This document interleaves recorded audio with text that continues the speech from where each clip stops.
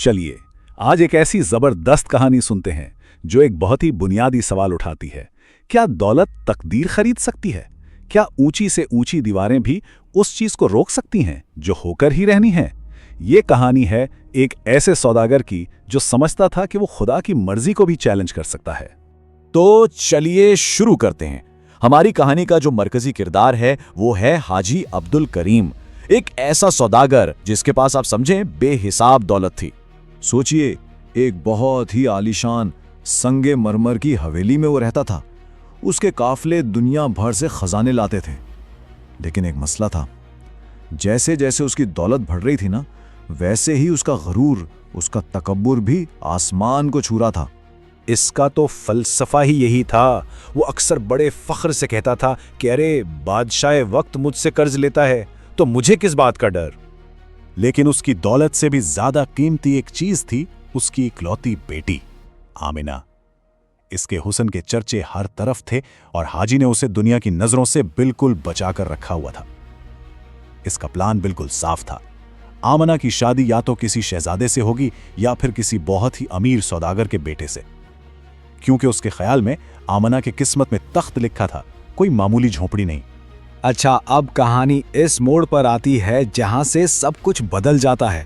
हाजी की इस आलीशान हवेली के दरवाजे पर एक दिन एक ऐसा मेहमान आता है जिसकी किसी को तवक्को नहीं थी।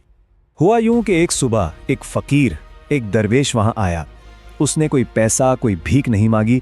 उसने बस हाजी की आंखों में देखा और कहा कि मुझे तुम में एक ऐसा डर नजर आ रहा है जो तुम खुद भी नहीं देख पा रहे हो। ज़ाहिर है हाजी को तो गुस्सा आ गया। उसने तंजिया लहजे में उस दरवेश का मजाक उड़ाया।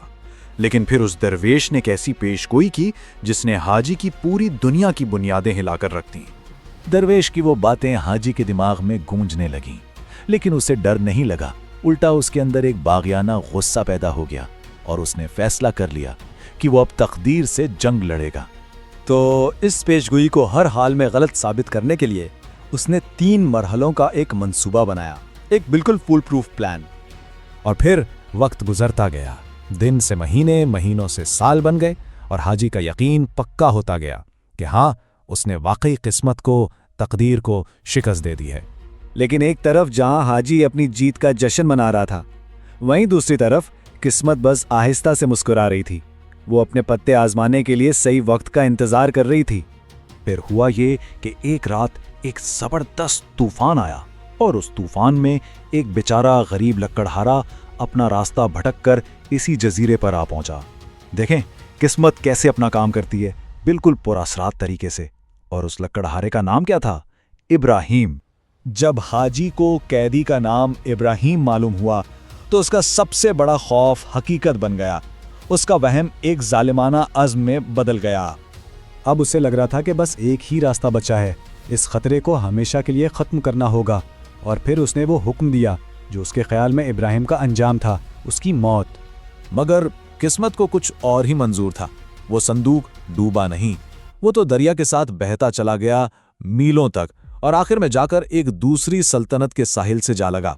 जिस दरिया को इब्राहिम की कब्र बनना था, वही उसकी नई जिंदगी का रास्ता बन गया।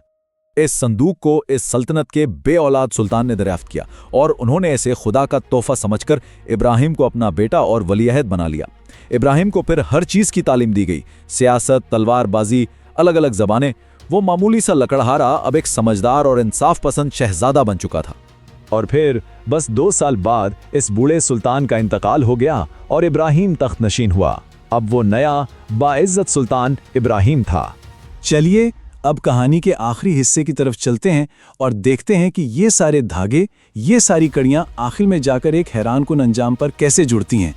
इस तरफ हाजी अब्दुल करीम अब बूढ़ा हो चुका था। उसने जब एक नए ताकतवर सुल्तान की शोहरत के किस्से सुने तो एक नया प्लान बनाया। वो अपनी बेटी आमना का हाथ उस बादशाह को देगा। वो तो समझ रहा था कि इब्राहिम कब का मर चुका है। ये उसके लिए दरवेश की पेशगोई पर आखिरी और सबसे बड़ी जीत थी। वो बेचारा ये नहीं जानता था कि वो अनजाने में सीधा तकदीर के बिछाए हुए जाल में जा रहा है। सुल्तान इब्राहिम ने मुलाकात के लिए हाँ तो कर दी, लेकिन एक अजीब सी शर्त रखी कि उसकी पूरी फौज इसी जजीरे पर इस ऊंचे मीनार के पास खैमाजन होगी। हाजी थोड़ा परेशान तो हुआ, लेकिन मान गया। जब वो मीनार पर पहुंचे तो नकाब पोश सुल्तान ने अंदर जाकर बेटी से मिलने का मुतालबा किया। अंदर जब सुल्तान ने शादी की पेशकश की तो आमना ने साफ इनकार कर दिया। उसने कहा, मैं किसी और से शादी नहीं कर सकती। मेरा दिल तो एक गरीब लकड़हारे का है जो इस तन्हाई में मेरा वाहिद साथी था। और बस इसी लम्हे सुल्तान ने अपने चेहरे से निकाब हटा दिया। वो इब्राहिम था। एक पल में पेशगोई पूरी हो चुकी थी। हाजी आंखें फाड़े देखता रह गया। वही लकड़हारा जिसे उसने मारने की कोशिश की थी, आज उसके सामने एक सुल्तान बनकर खड़ा था और उसकी बेटी से शादी करने के लिए बिल्कुल तैयार। हाजी तो बस अपने घुटनों पर गिर गया, माफी मांगने लगा। आखिरकार उसे अपने गुरूर का अंजाम नजर आ गया था। तो इस कहानी से हमें बहुत कुछ सीखने को मिलता है, जैसा कि तकब्बुर का सर हमेशा नीचा होता है और इंसान के बनाए हुए मंसूबे अल्लाह की मर्जी के आगे बिल्कुल बेबस हैं। कभी कभी जो चीज़ हमें एक जहमत लगती है वही दरअसल एक रहमत होती है। और सबसे अहम बात कि किस्मत हमेशा अपना रास्ता ढूंढ ही लेती है। असल ताकत सोने चांदी में नहीं बल्कि सब्र और तस्लीम में है।